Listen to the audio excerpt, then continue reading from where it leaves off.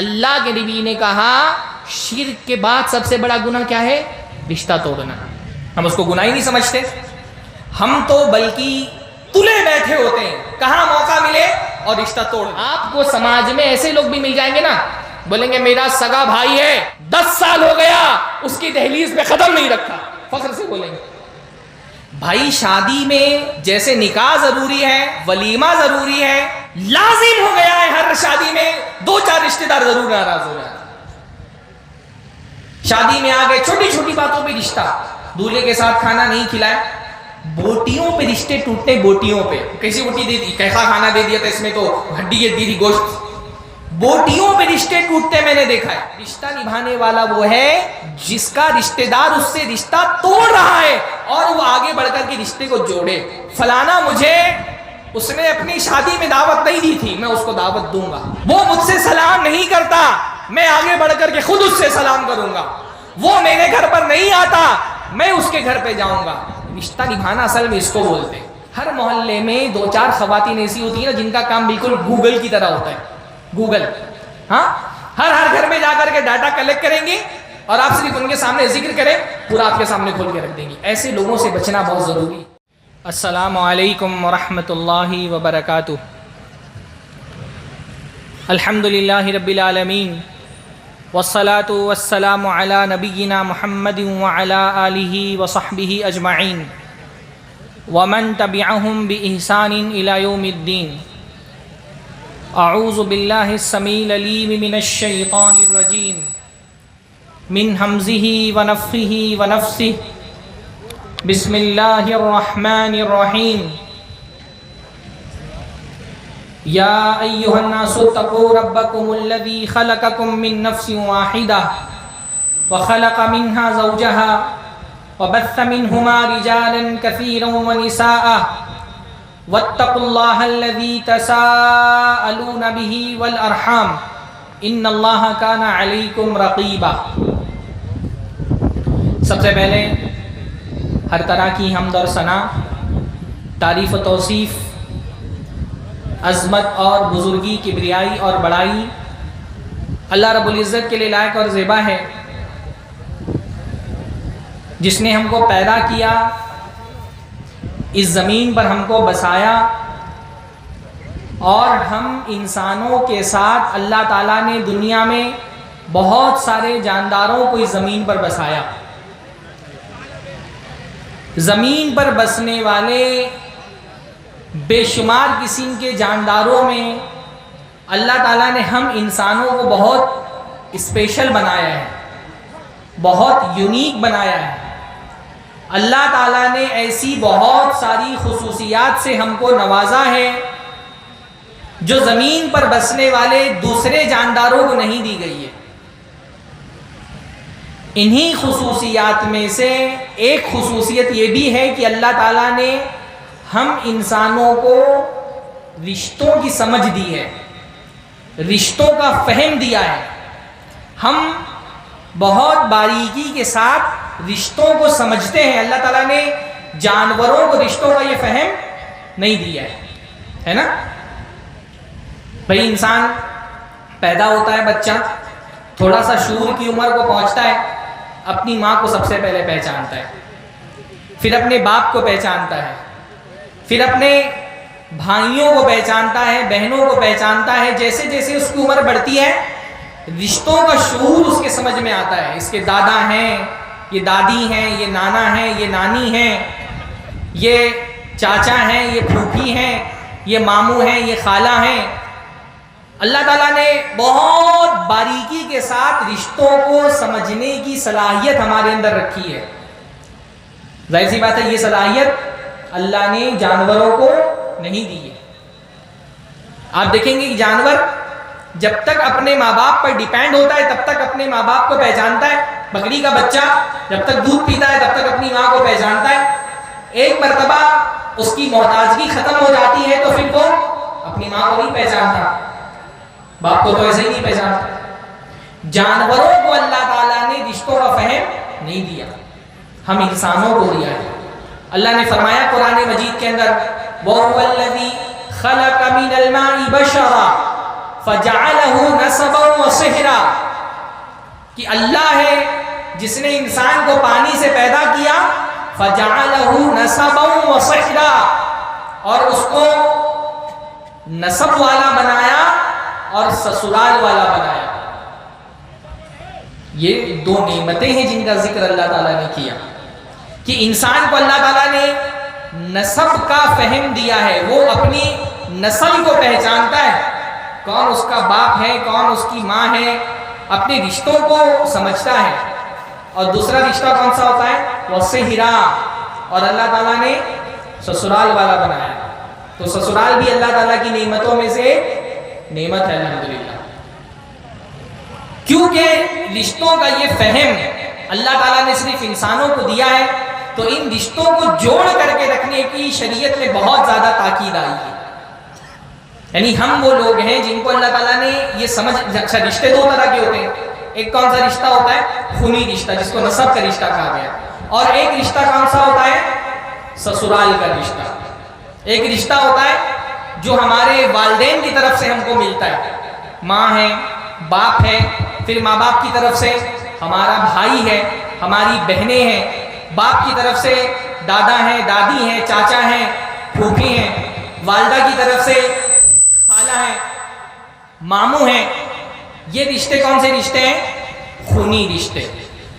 دو چار لوگ جب تک تقریر میں سر ہلانے والے نہیں ملیں گے نا تو تقریر نکلتی نہیں اندر سے، تو بات سمجھ میں آئے تو تھوڑا سا سر ہلا دیا کیجئے، ہے نا، تاکہ میں سمجھوں کہ جو میں بول رہا ہوں آپ تک کہ پہنچ بھی رہا ہے کہ نہیں پہنچ رہا ہے۔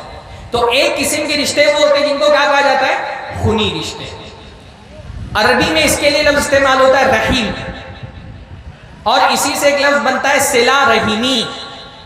صلہ رحیمی کا مطلب ہوتا ہے رشتوں کو جوڑنا۔ تو کون سے رشتوں کو جوڑنا؟ وہ رشتے جو ہمارے خونی رشتے ہیں۔ سسرال کے رشتے اس میں نہیں آتے۔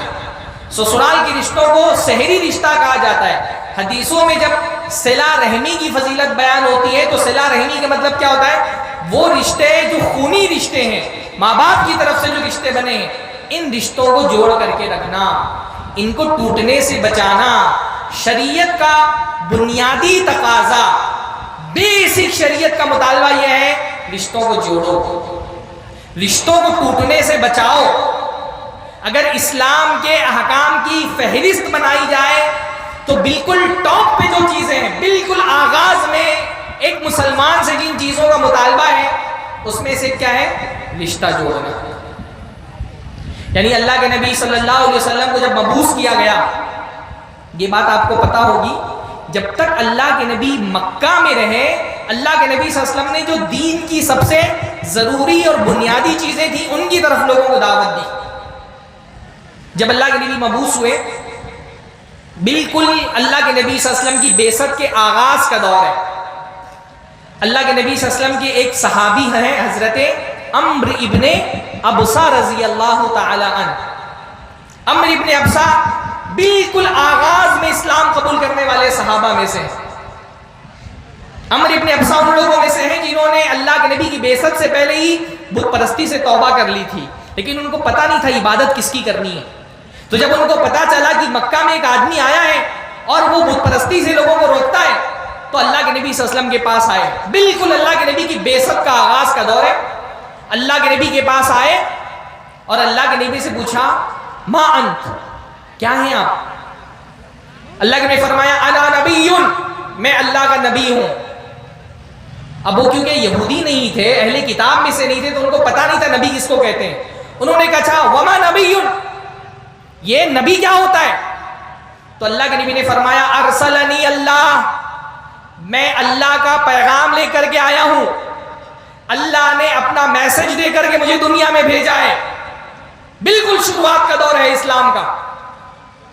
تو حضرت عمر ابن ابسہ نے پوچھا، وَبِمَا أَرْسَلَكَ، اللہ کی طرف سے کیا پیغام لے کر کے آئے ہیں آپ؟ تو اللہ کے نبی نے صرف دو چیزیں بتائی، کہا بِصِلَةِ الْأَرْحَامِ وَكَسْرِ الْأَوْثَانِ، اللہ نے مجھے پیغام دے کر کے بھیجا ہے کہ میں لوگوں کو دو چیزوں کا حکم دوں۔ پہلا کیا؟ بِصِلَةِ الْأَرْحَامِ، رشتوں کو جوڑو، وَكَسْرِ الْأَوْثَانِ، اور بتوں کو توڑو۔ دو کام ہیں جن کے لیے مجھے دنیا میں بھیجا گیا ہے، رشتوں کو جوڑو اور بتوں کو توڑو۔ اسلام کا بالکل بنیادی مطالبہ. اللہ کے نبی سے ایک مرتبہ ایک صحابی نے پوچھا اللہ کے نبی ای الاعمال احب الی اللہ, اللہ کے نزدیک سب سے محبوب عمل کون سا ہے؟ اللہ نے فرمایا الایمان باللہ, اللہ پہ ایمان لے کر کے آنا. پوچھا اللہ کے نبی ایمان لانے کے بعد اللہ کو سب سے محبوب نیکی کون سی ہے؟ تو اللہ نے فرمایا صلۃ الرحیم, رشتوں کو جوڑنا. ایمان لانے کے بعد سب سے بڑی نیکی کیا ہے؟ رشتہ جوڑنا. پوچھا اللہ کے نبی صلی اللہ علیہ وسلم ابغض الاعمال الی اللہ, اللہ کے نزدیک سب سے ناپسندیدہ عمل کون سا ہے؟ اللہ کے نبی صلی اللہ علیہ وسلم نے فرمایا الاشراک باللہ, اللہ کے ساتھ شرک کرنا. صحابی نے پوچھا اللہ کے نبی شرک کے بعد اللہ کے نزدیک سب سے ناپسندیدہ عمل کون سا ہے؟ اللہ کے نبی نے فرمایا قطعیت الرحم, رشتوں کو توڑنا. شرک کے بعد سب سے بڑا گناہ اللہ کے نبی نے کیا بتایا؟ رشتوں کو توڑنا. ہمارے سماج کی صورتحال یہ ہے کہ شرک کے بعد سب سے بڑا گناہ سمجھنا تو بہت دور کی بات ہے. ہمارے ذہن سے یہ تصور نکل گیا ہے کہ رشتہ توڑنا بھی کوئی گناہ ہے. ذہن سے یہ بات نکل گئی, ہم رشتہ توڑنے کو گناہ سمجھتے ہی نہیں ہیں, بلکہ بعض مرتبہ تو فخر کرتے ہیں لوگ. آپ کو سماج میں ایسے لوگ بھی مل جائیں گے نا, بولیں گے میرا سگا بھائی ہے 10 سال ہو گیا اس کی دہلیز پہ قدم نہیں رکھا, فخر سے بولیں گے. ایسا لگتا ہے بہت بڑا کارنامہ انجام دیا ہے. ہاں بولیں گے میرا چاچا ہے راستے میں ملتا ہے سلام نہیں کرتا ہوں, فخر سے بولیں گے. ایسا لگتا کتنا بڑا کارنامہ انجام دیا. اللہ کے نبی نے کہا شرک کے بعد سب سے بڑا گناہ کیا ہے؟ رشتہ توڑنا. ہم اس کو گناہ ہی نہیں سمجھتے, ہم تو بلکہ تلے بیٹھے ہوتے ہیں کہاں موقع ملے اور رشتہ توڑ دیں, جس کو ہمارے یہاں یو پی کی زبان میں رسیانہ کہتے ہیں نا. موقع کی تلاش میں رہتے ہیں, کہاں موقع ملے اور رشتہ توڑ دیں. اور سب سے زیادہ موقع کب ملتا ہے رشتہ توڑنے کا؟ بولیے. شادی بیاہ میں. بھائی شادی میں جیسے نکاح ضروری ہے, ولیمہ ضروری ہے, لازم ہو گیا ہے ہر شادی میں 2-4 رشتہ دار ضرور ناراض ہو جاتے ہیں. شادی کرنے والے انسان کے لیے جس کے گھر میں شادی ہو سب سے بڑا ٹینشن ہوتا ہے رشتہ داروں کو سنبھالنا. یعنی شادی میں رشتہ داروں کو جوڑ کر کے رکھنا مینڈک تولنے جیسا کام ہو گیا ہے. ہاں ایک کو پکڑو تو وہ بھاگ رہے, اس کو پکڑو تو وہ بھاگ رہے. یعنی اپنا رشتہ توڑ کر کے رکھیں. سامنے والے سے بولتے ہیں اس کو بلاؤ گے تو میں نہیں آؤں گا, مجھے بلانا ہے تو اس کو مت بلا. خود بھی توڑا ہوا ہے, اس سے بھی توڑوا رہے ہیں بھئی اس کو بلاؤ گے تو مجھے نہیں آنا. چھوٹی چھوٹی باتوں پہ رشتہ ٹوٹ رہا ہے, چھوٹی چھوٹی باتوں پہ.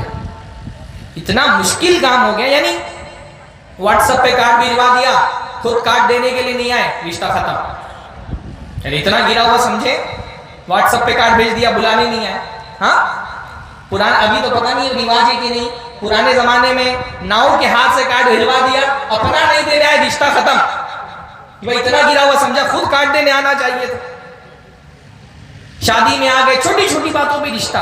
دولہے کے ساتھ کھانا نہیں کھلائے, بوٹیوں پہ رشتے ٹوٹتے. بوٹیوں پہ کیسی بوٹی دے دی, کیسا کھانا دے دیا تھا, اس میں تو ہڈی دی تھی, گوشت. بوٹیوں پہ رشتے ٹوٹتے میں نے دیکھا ہے جی. ٹنکر کھلنا جانتے ہیں نا آپ کیا؟ رشتے دار جہیز کا جو سامان آتا ہے ٹنکر, ہاں ٹنکر کھل ایسا ہوتا ہے. ٹنکر کھلے اور 2-4 رشتے دار ناراض نہ ہو, یہ ہوتا ہی نہیں. جب ٹنکر کھلتا ہے 2-4 رشتے دار ناراض, کیونکہ ہم اس کو گناہ نہیں سمجھتے نا. ہمارے یہاں مہاراشٹرا میں یہ ناگپور کی طرف کے جو علاقے ہیں نا, وہاں ایک رواج ہے. لڑکے کے ساتھ جب باراتی جاتے ہیں تو جو لڑکے کے قریبی رشتے دار ہوتے ہیں, لڑکی والے ان کو ٹاول اڑاتے ہیں, اور جو دور کے رشتے دار ہوتے ہیں ان کو رومال اڑاتے ہیں.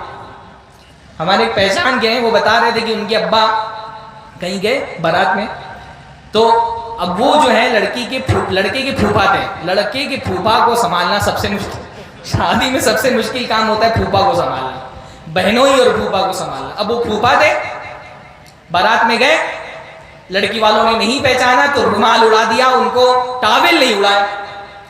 10 سال تک کے بات نہیں کی انہوں نے, تعلقات توڑ. اسی وقت ہم کو رومال والا سمجھا ہوا ہے, رشتہ توڑ کے 10 سال تک بات نہیں کی انہوں نے. یہ مزاج کیوں ہے؟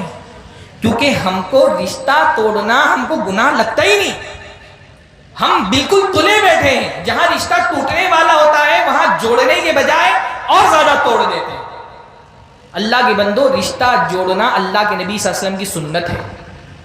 اللہ کے نبی کی شخصیت کے جو نمایاں صفات تھے اس میں سے ایک صفت کیا تھی؟ اللہ کے نبی رشتوں کے بارے میں بہت حساس تھے، رشتہ جوڑنے کا بہت خیال کرتے تھے. آپ اندازہ لگائیے، اللہ کے نبی صلی اللہ علیہ وسلم پر پہلی وحی آئی.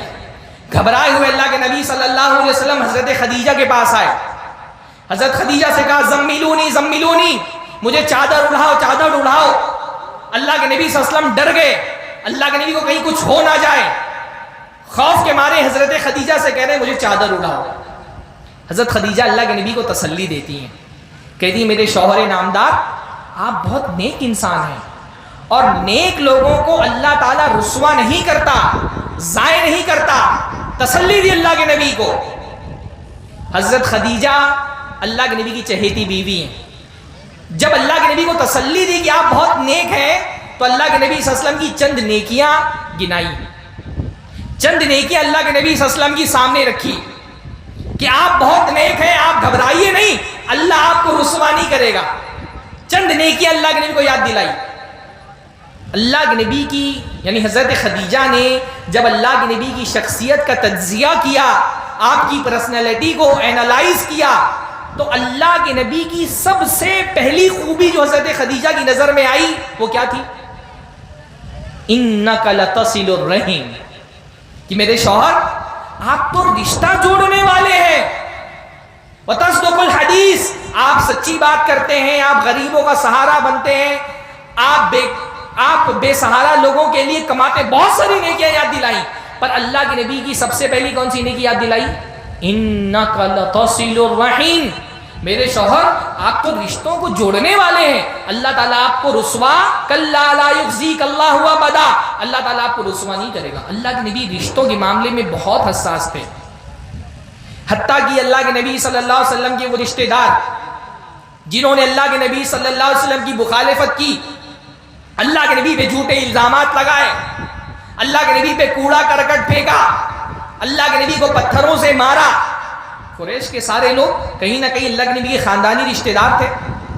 اللہ کے نبی نے قریش کے ان لوگوں سے خطاب کرتے ہوئے فرمایا کہ دیکھو، تمہاری بت پرستی سے تو میرا کوئی تعلق نہیں، تمہارے دین سے تو میں بری ہوں، لا تعلق ہوں، ولیکن ان لی بکم رحمہ، لیکن ہو تو تم میرے رشتہ داری.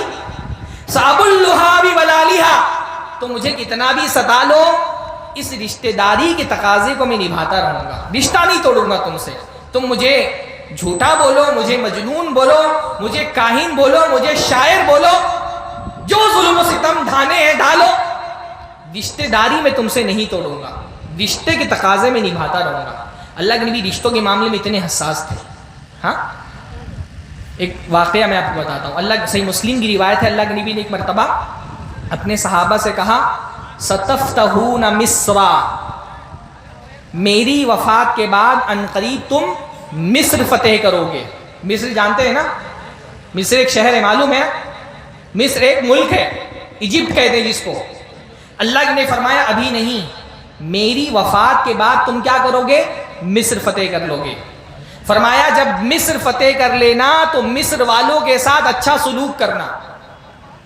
کیوں؟ فرمایا اس لیے کہ ان لہم رحمن و غمہ، کہ کیونکہ ہمارا ان کے ساتھ خاندانی رشتہ ہے، مصر والوں کے ساتھ ہمارا خاندانی رشتہ ہے. ایک روایت میں آتا ہے صہرا، میرا سسرال کا بھی رشتہ ہے. تو جب مصر فتح کرنا تو مصر والوں کے ساتھ اچھا سلوک کرنا، کیونکہ ہمارے خاندان کے لوگ ہیں، ہمارا خاندانی رشتہ ہے. بھائی محدثین نے کہا کہ مصر والوں کے ساتھ اللہ کے نبی صلی اللہ علیہ وسلم کا کیا خاندانی رشتہ ہو سکتا ہے؟ مصر ایک الگ ملک، افریقہ، اس کا بیشتر حصہ افریقہ میں آتا ہے. اللہ کے نبی صلی اللہ علیہ وسلم عرب کے رہنے والے، اللہ کے نبی کا خاندان قریش ہے، مصر والوں کا خاندان قبطی خاندان ہے.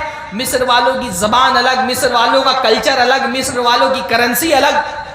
تو آخر اللہ کے نبی صلی اللہ علیہ وسلم کا مصر والوں کے ساتھ کیا خاندانی رشتہ ہو سکتا ہے کہ اللہ کے نبی فرما رہے ہیں میری وفات کے بعد جب مصر فتح کرنا تو مصر والوں کے ساتھ اچھا سلوک کرنا.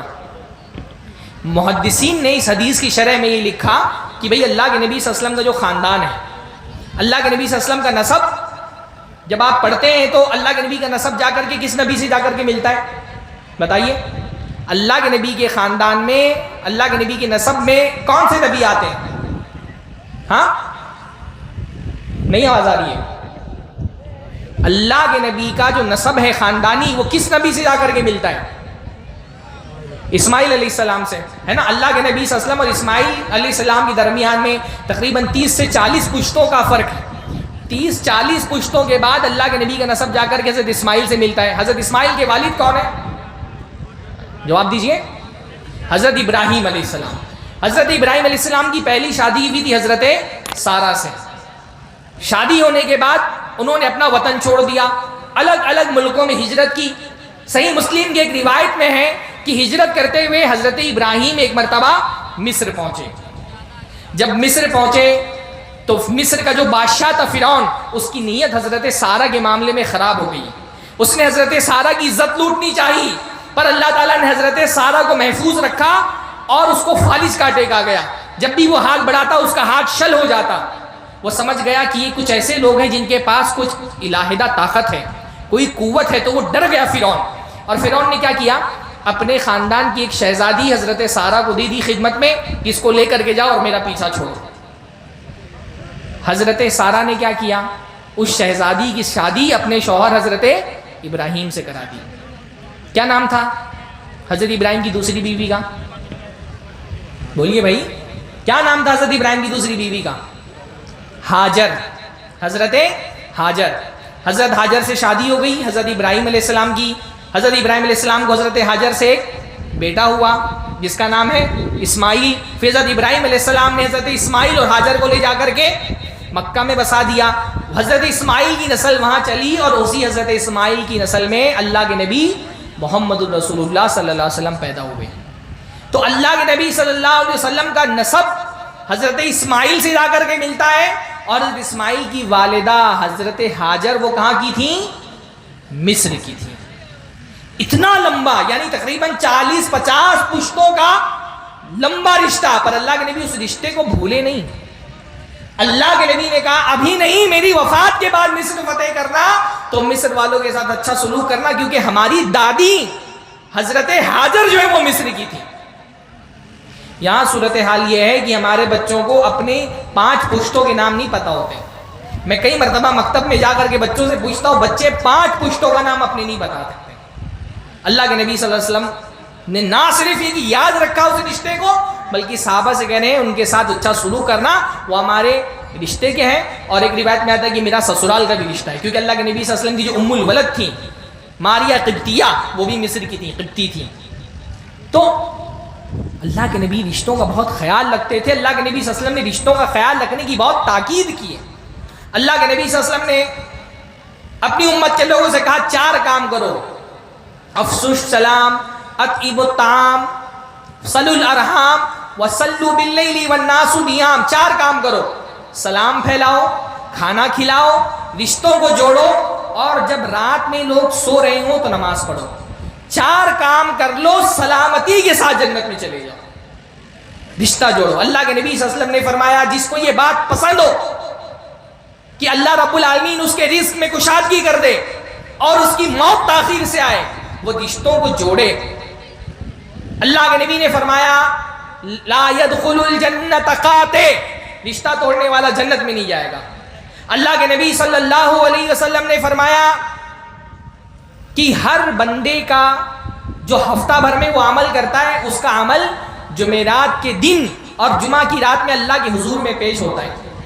پورے ہفتے آپ جو نیکیاں کرتے ہیں، آپ کی نیکیوں کی فائل بنتی ہے، اور یہ فائل اللہ کے یہاں کب پیش ہوتی ہے؟ جمعرات کے دن میں اور جمعہ کی رات، جمعرات کے دن اور جمعہ کی رات میں۔ اللہ کے نبی نے فرمایا فلا يقبل عمل قاطع، تو رشتہ توڑنے والے کا عمل اللہ تعالیٰ کے یہاں قبول ہی نہیں ہوتا۔ آدمی نماز پڑھ رہا ہے، اس نے روزے رکھے، تلاوت کرتا ہے، صدقات و خیرات کر رہا ہے، بہت ساری نیکیاں کر رہا ہے، اللہ کے یہاں اس کی نیکیاں ریجیکٹ کر دی جاتی ہے۔ کیوں؟ کیونکہ اس نے کبھی باپ سے بات چیت بند کر کے رکھی ہے، ماں سے تعلقات خراب ہے، چاچا کے گھر پہ نہیں جاتا، بھائی سے رشتہ توڑ کر کے رکھا ہے، بہن سے بات چیت بند ہے. ہر انسان کی زندگی میں کوئی نہ کوئی ایک رشتہ دار ہوتا ہے جس سے اس نے تعلق توڑ کے رکھا ہو. اللہ کے نبی فرما رہے ہیں ایسے آدمی کی نیکیاں اللہ کی بارگاہ میں قبول نہیں ہوتی. اللہ ہم سب کو اس گناہ سے بچنے کی توفیق نصیب فرمائے. ہاں، رشتہ جوڑنا بہت بڑی نیکی. اچھا، رشتہ جوڑنے کا مطلب کیا ہوتا ہے؟ ہمارے یہاں رشتہ جوڑنے کا مطلب یہ سمجھا جاتا ہے کہ بھائی فلاں مجھ سے اچھے سے رہتا ہے تو میں اس کے ساتھ اچھے سے رہوں گا، وہ مجھ سے سلام کرتا ہے میں اس سے سلام کروں گا، فلاں میرا رشتہ دار مجھ سے سلام نہیں کرتا میں بھی اس سے سلام نہیں کروں گا، وہ میری دعوت لیتا ہے میں اس کی دعوت لوں گا، فلاں میری دعوت نہیں لیتا میں اس کی دعوت نہیں لوں گا. اس نے اپنے یہاں شادی میں میرے گھر سے صرف ایک آدمی کی دعوت دی تھی، میں بھی اپنے یہاں شادی ہوگی تو ایک آدمی کی دعوت دوں گا. اس نے سپریا دعوت دی تھی تو میں سپریا دعوت دوں گا. سپریا ہی بولتے ہیں نا. ہاں، فلاں کے گھر سے عید میں گوشت آیا تھا تو اسی کے گھر میں جائے گا، فلانے کے یہاں سے نہیں آئے تو نہیں جائے گا. اس نے عقیقے میں کپڑا دیا تھا تو اس کے یہاں کپڑا دوں گا، یہ عقیقے میں اس نے کپڑا نہیں دیا تو اس کے یہاں کپڑا نہیں دوں گا. شادی میں جس نے جتنے، ہمارے یہاں ممبئی میں رواج چلتا ہے نا کہ شادی میں گیٹ کے باہر بیٹھ کر کے جو لفافہ آتا ہے نا تو لکھتے ہیں کس کے یہاں سے کتنے کا لفافہ آیا، تو جتنے کا جس کے یہاں سے لفافہ آیا تھا اتنے کا ہی اس کے یہاں پر لفافہ جائے گا. یہاں بھی چلتا ہے پیسے کی شکل میں یا سامان کی شکل میں کہ فلانی نے ہماری لڑکی کی شادی میں یہ دیا تھا اس کی شادی میں وہی دیا جائے گا، فلانے نے نہیں دیا تو نہیں دیں گے. اس کو رشتہ نبھانا نہیں بولتے. اللہ کے نبی نے فرمایا لیس الواصل بالمکافی، بدلہ دینے والا رشتہ نبھانے والا نہیں ہے. جو آپ کے ساتھ اچھا کر رہا ہے اس کے ساتھ اچھا کر کے آپ نے کون سا بہت بڑا کارنامہ انجام دے دیا، اس کے لیے تو یہ کوئی بہت مشکل کام نہیں. بھائی جو میرے ساتھ اچھا کرتا ہے میں اس کے ساتھ اچھا ہی کروں، اس کے لیے تو کوئی بہت کوشش کرنے کی ضرورت نہیں ہے. اللہ کے نبی نے فرمایا لیس الواصل بالمکافی، بدلہ دینے والا رشتہ نبھانے والا نہیں ہے. ولکن الواصل الذی اذا قطعت رحمہ وصلها، رشتہ نبھانے والا وہ ہے جس کا رشتہ دار اس سے رشتہ توڑ رہا ہے اور وہ آگے بڑھ کر کے رشتے کو جوڑے. سمجھ رہے؟ فلانا مجھے اس نے اپنی شادی میں دعوت نہیں دی تھی میں اس کو دعوت دوں گا، وہ مجھ سے سلام نہیں کرتا میں آگے بڑھ کر کے خود اس سے سلام کروں گا، وہ میرے گھر پر نہیں آتا میں اس کے گھر پہ جاؤں گا. رشتہ نبھانا اصل میں اس کو بولتے ہیں. ٹوٹا ہوا رشتہ 2 سال 3 سال 4 سال 5 سال گھر کی دہلیز پہ قدم نہیں رکھا ہے، جا کر کے اس سے رشتہ نبھانا، اس کے گھر میں پہنچنا، اس کو رشتہ نبھانا کہتے ہیں. اور یہ بہت مشکل کام ہے نا. لگا لیجیے ادھر دیکھیے آپ لوگ، وہاں دیکھ کر کے کیا فائدہ مل جانا. رشتہ نبھانا کس کو بولتے ہیں؟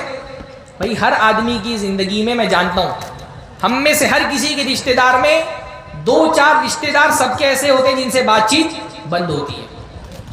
2 سال 3 سال 5 سال بعض مرتبہ 16 17 20 سال ہو گئے بات چیت بند ہے. کبھی بھائی سے، کبھی بہن سے، کبھی چاچا سے، کبھی پھوپھی سے، کبھی خالہ سے، کبھی ماموں سے. رشتہ نبھانا کس کو کہتے ہیں؟ کہ وہ میرے گھر پہ نہیں آتا ہے میں اس کے گھر پہ جاؤں گا، وہ مجھے گالی دیتا ہے میں اس کو دعا دوں گا، راستے میں ملتا ہے وہ منہ موڑ لیتا ہے میں آگے جا کر کے اس سے سلام کروں گا. اس کو رشتہ نبھانا کہتے ہیں. یہ آسان کام نہیں ہے، بہت مشکل کام ہے. ایسے رشتہ دار سے جو بات چیت نہیں کرتا اس سے بات کرنا، جو میرے گھر پہ نہیں آتا اس کے گھر پہ جانا، یہ بہت مشکل کام ہے. اس کے لیے انسان کو اپنی سب سے قیمتی چیز قربان کرنی پڑتی ہے. کیا ہے سب سے قیمتی چیز؟ ہاں، جو رشتہ دار 3 4 5 سال سے میرے گھر نہیں آیا اس کے گھر جانے کے لیے بہت طاقت لگانی پڑتی ہے، بہت بڑی قربانی دینی پڑتی ہے. کس چیز کی قربانی دینی پڑتی ہے؟ ہاں، انا کی، اپنا ایگو قربان کرنا پڑتا ہے، اپنے غرور کو قربان کرنا پڑتا ہے ایسے رشتہ دار کے گھر پہ جانے کے لیے. بہت مشکل کام ہے. لیکن اگر آسان کام ہوتا تو اس پہ جنت کا وعدہ تھوڑی ہوتا. آسان کام ہوتا تو اس پہ جنت کا وعدہ نہیں ہوتا. اللہ رب العالمین نے فرمایا لا تستوی الحسنۃ ولا السیئۃ، اچھائی اور برائی برابر نہیں ہو سکتے. ادفع باللتی ہی احسن، تو جو تمہارے ساتھ برائی کر رہا ہے اس کے ساتھ اچھائی کرو. جو تمہارا رشتہ دار تم کو گالی دیتا ہے اس کو دعا دو. جو تمہارے گھر پہ نہیں آتا اس کے گھر پر جاؤ. جس سے بات چیت بند ہے آگے بڑھ کر کے اس کو سلام کرو. برائی کا جواب اچھائی سے دو. فَإِذَا الَّذِي بَيْنَكَ وَبَيْنَهُ عَدَاوَةٌ كَأَنَّهُ وَلِيٌّ حَمِيمٌ. ایسا کرو گے تو کیا ہوگا؟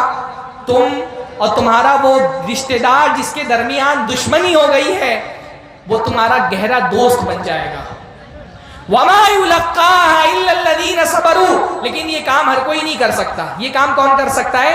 جن کے اندر صبر کی طاقت ہے، جن کو اللہ تعالیٰ نے صبر کا پاور دیا ہے. وَمَا يُلَقَّاهَا إِلَّا ذُو حَظٍّ عَظِيمٍ. اور یہ کام وہی کر سکتا ہے جس کا نصیب بہت بڑا ہے، جو بڑے نصیب والا ہے. تو انشاءاللہ تعالی آج جلسہ جب ختم ہوگا تو صبح کے وقت انشاءاللہ تعالی آپ اپنے اس رشتہ دار کے گھر پہ جائیں گے جس کے گھر سے آپ کا آنا جانا بند ہے. جائیں گے نا انشاءاللہ؟ بولیے. سنا ہی نہیں آپ لوگوں نے.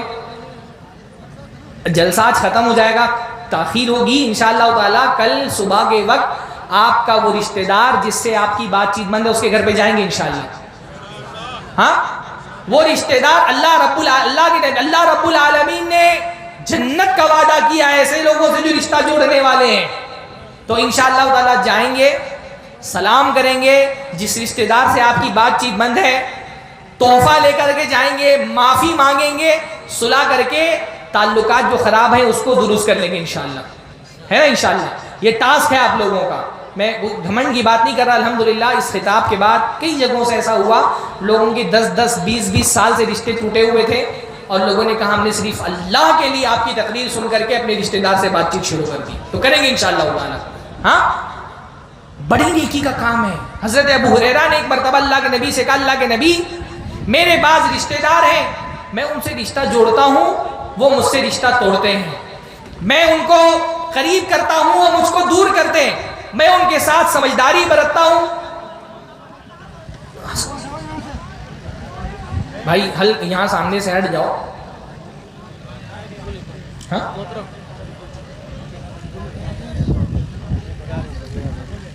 میں ان سے جوڑتا ہوں وہ مجھ سے توڑتے ہیں. تو کہ اللہ کے نبی صلی اللہ علیہ وسلم میں کب تک ایسے رشتہ داروں کے ساتھ اس نے سلوک کروں؟ اللہ کے نبی نے فرمایا یہ تو ایسے ہی گویا کہ تم ان کے چہرے پر مٹی ڈال رہے ہو. اور جب تک تم ایسے رشتہ داروں کے ساتھ اچھا سلوک کرتے ہو اللہ تعالیٰ کی طرف سے ایک فرشتہ تمہارے لیے متعین ہو جاتا ہے جو تمہاری مدد کرتا رہتا ہے. تو رشتوں کو جوڑیے. آخری بات میں بولوں گا، وقت میرا ختم ہو گیا ہے. ایسی چیزوں سے بچیے جن سے رشتے ٹوٹتے ہیں. وہ چیزیں ان سے بچنے کی کوشش کریے جن سے رشتے ٹوٹتے ہیں. اور رشتہ توڑنے والی سب سے خطرناک چیز کیا ہے؟ حسد. رشتوں میں زہر گھولنے والی سب سے خطرناک چیز کیا ہے؟ حسد. اور حسد کی خاصیت یہ ہے کہ انسان حسد اپنے قریبی لوگوں سے ہی کرتا ہے، پرایوں سے حسد نہیں کرتا. انسان اپنے قریبی لوگوں سے حسد کرتا ہے. ہاں، میں کئی بار اپنے دیہات میں ایک جملہ سنا کہ کسی خاتون نے کسی کے بارے میں کچھ بات کہی تو لوگوں نے کہا کہ ون سے کہا ہسکا کرت ہو تو ہر پٹی دار ہوئے. ہاں، کسی نے کہا کہ ون سے کہا ہسکا کرت ہو تو ہر پٹی دار ہوئے. مطلب یہ کہ اگر پٹی دار ہے، خاندان کا آدمی ہے، رشتہ دار ہے تو اسے حسد کرنا جائز ہے.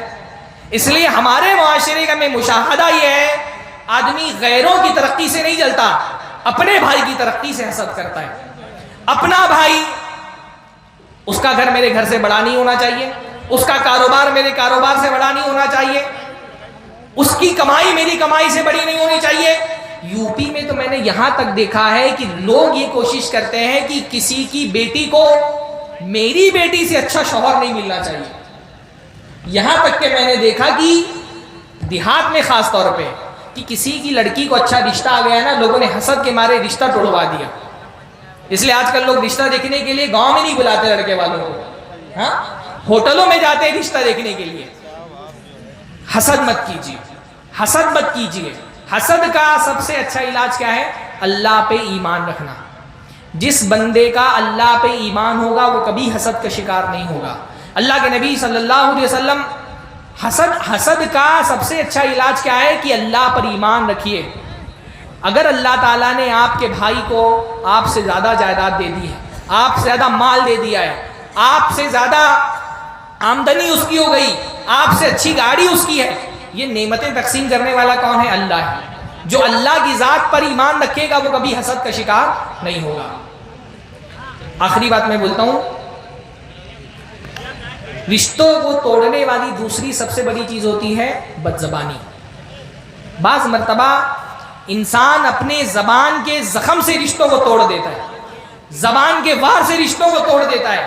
بہت سارے لوگ ایسے ہوتے ہیں جو اپنی زبان کے ذریعے سے رشتہ داروں کا دل چھلنی کر دیتے ہیں، اپنی گفتگو سے رشتے توڑ دیتے ہیں. اس لیے رشتوں کے معاملے میں زبان سنبھال کر کے استعمال کرنا چاہیے.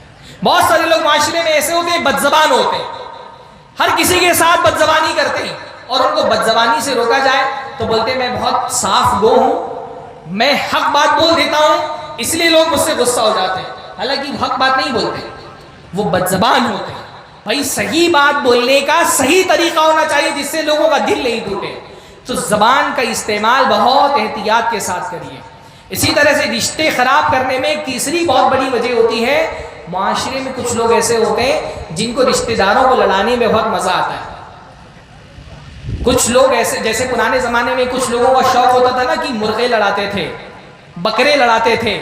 انسانوں میں، خاص طور پہ عورتوں میں کچھ لوگ ایسی ہوتی ہیں جن کا سب سے محبوب مشغلہ ہوتا ہے رشتہ داروں کو آپس میں لڑا دو، بھائی کو بھائی سے لڑا دو، بہو کو ساس سے لڑا دو.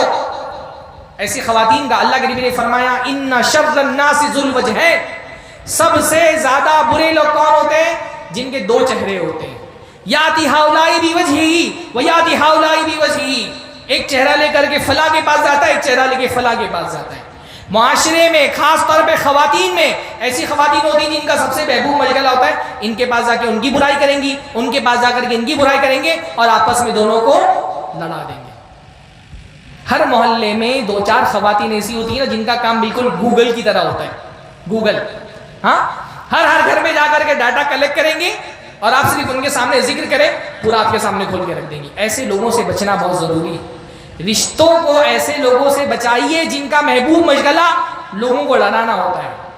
آپ کے رشتہ دار کے بارے میں کوئی شخص آپ سے آ کر کے کوئی بات کہتا ہے، اس کی بات پر اعتبار کرنے کے بجائے تحقیق کریے، تحقیق کا مزاج بنائیے، چھوٹی چھوٹی باتوں پہ ناراض ہونے کا مزاج مت بنائیے.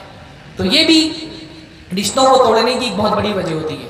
رشتوں کو توڑنے کی ایک بہت بڑی وجہ اور رشتوں کو خراب ہونے کی ایک بہت بڑی وجہ ہوتی ہے کہ انسان امیدیں زیادہ وابستہ کر لیتا ہے. رشتے خراب ہونے کی ایک بہت بڑی وجہ یہ ہے کہ ہم امیدیں زیادہ وابستہ کر لیتے ہیں. کم امیدیں رکھنے سے مایوسی کم ہوتی ہے، زیادہ امیدیں رکھنے سے رشتے خراب ہوتے ہیں. اللہ تعالیٰ ہم سب کو دین کا صحیح فہم عطا فرمائے.